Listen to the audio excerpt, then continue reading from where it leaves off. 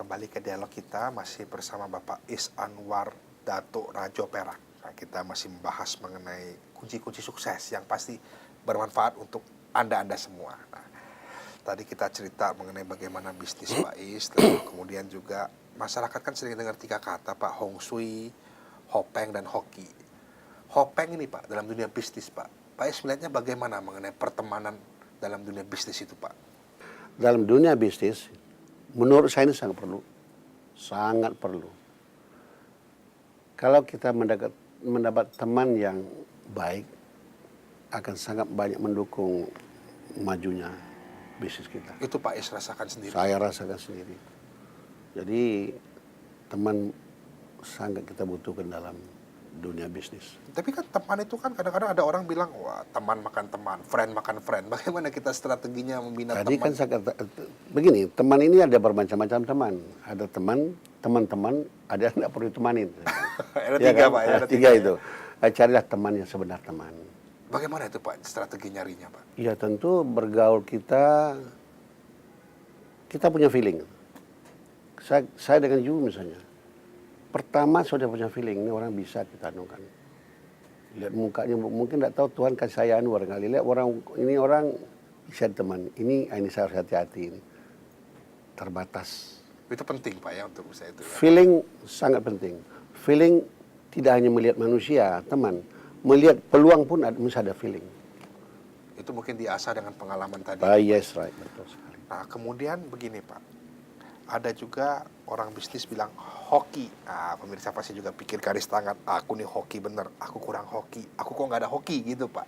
Keberuntungan lah maksudnya. Keberuntungan. Nah, apa yang Pak Is rasakan keberuntungan? Berapa persen Pak megang peranan? Kalau menurut saya, hoki itu kira-kira hitungan saya 10% dalam kehidupan ini. Kenapa saya katakan itu? Kehidupan tidak tergantung hoki. Kembali kepada kemampuan kita. Itu jelas. Saya kasih contoh sekarang. Saya beruntung, satu ketika saya pasang lotre, saya dapat 1 miliar. Hoki kan? Beruntung. Karena saya tidak punya skill, saya tidak punya kemampuan untuk mengembangkan itu sebentar juga habis Pak. Miskin lagi gitu. Ya kan? Jadi tergantung skill, memang tergantung kita gitu. Nah, tapi sebaliknya Pak. Kalau Bapak misalnya tidak punya modal, tapi punya skill, pernah Pak Is ngalamin nggak punya modal Saya skill? ngalami, pernah saya satu kali dapat proyek saya, nggak ada punya apa-apa. Karena saya punya teman banyak, teman itu saya kan tadi, teman sangat perlu sekali. Tanpa modal tapi bisa jalan. Teman saya mengatakan, Pak saya dapat proyek ini, kira-kira katakanlah 1 miliar. Ini paling tidak equity-nya kita perlu 330% ini untuk modal. Teman saya bantu, tidak uang, ambil barang saya ini, semen, besi apa. Begitu selesai termen dapat langsung saya bayar. Nah di sini kembali kejujuran sangat perlu. Jujur berteman, jujur dengan siapapun. Oh, jadi jujur itu sangat diperlukan. penting. Nah, ada satu lagi kalau kita balik Pak, yang menarik bahwa kita kata-kata keluarga Pak. Kalau menurut Pak Is sendiri Pak, keluarga yang Pak Is rasakan, kadang-kadang dalam era modern ini keluarga seolah-olah ditinggalkan kan gitu Pak. Seberapa besar mendukung karir Pak Is untuk maju? Dalam kehidupan saya merasakan keluarga saya mendukung. Majunya saya ini sangat mendukung. Bagi saya keluarga adalah segala-galanya. Saya banting tulang ini memang untuk keluarga. Ibu, ayah, istri, dan anak saya.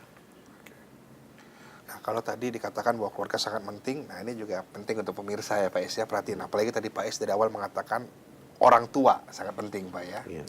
Nah, kemudian Pak Is, kalau bagi masyarakat kita nih, nah ini menarik ini. Masyarakat kita ini kan sekarang banyak yang terpuruk Pak Is. Pesimis. Kadang-kadang ada yang bingung mau ngapa-ngapain, tau-tau nyanyi di jalanan nanti. Kan begitu Pak. Sebenarnya apa sih yang mereka bisa lihat Pak Is daripada kondisi sekarang ini? Emang benar-benar susah atau bagaimana sekarang ini? Dan sikap seperti apa yang mesti tumbuh? Saya melihat bangsa kita ini kita prihatin sekarang memang. Di kalangan kita, apakah kalangan elit, tidak elit, bawah sekali, sudah banyak meninggalkan sendi-sendi kehidupan yang bersifat budi pekerti. Lihat sekarang ini banyak, sekarang zamannya menurut saya zaman kaum munafik sedang berkibar di mana-mana. kata dan perbuatan tidak sama. Iman, akhlak sebanyak berkurang. Anak terhadap orang tua banyak yang ya tidak santun pada orang tua. Ini akhlak ini sudah menurut saya di semua kehidupan, tidak hanya di mahasiswa, kaum agamis, ya, para pejabat, banyak munafik sekarang banyak. Jadi saya berpikir era sekarang era kaum munafik berkibar. Itu barangkali Tuhan coba zaman sekarang kita selama ini nggak pernah terjadi. Sekarang ini lihat di mana-mana musibah menimpa berturut-turut, mulai dari tsunami, gempa bumi, longsor, banjir, macam-macam. Mestinya kita semua introspeksi diri, semua kita introspeksi. Apa sih? Kenapa sih? Tuhan sudah nggak bersahabat dengan kita, seperti lagunya Ebit kan? Iya, Ebit, Nah bisa jadi itu, bisa jadi. Jadi memang akhlak ini sudah, budi pekerti sudah redup. Makanya saya pernah berikan kuliah di sekolah tinggi di Sumatera Barat. Saya minta supaya sekarang di sekolah Anda ini bikin mata pelajaran khusus tambah lagi budi pekerti dan akhlak. Dulu waktu saya sekolah masih ada, sekarang nggak ada. Sekarang nggak ada. Itu yang dikira itu hal kecil, padahal itu sangat penting. Nah, ini sekarang menariknya begini, Pak Is. Kalau bicara mengenai satu hal, kadang-kadang pemirsa juga pikir, ini tokoh ini hanya bisa bicara saja. Wah, Pak Is tadi mengatakan bahwa akhlak sangat penting, selain daripada kemampuan SDM manusia Indonesia.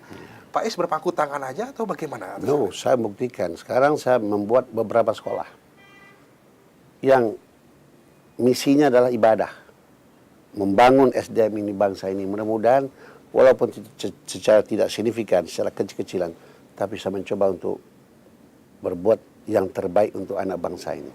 Saya bikin sekolah di Bogor, 2 sekolah saya. Saya bangun sendiri kota sendiri tanpa bantuan pemerintah. Namanya Al-Azhar Plus Bogor.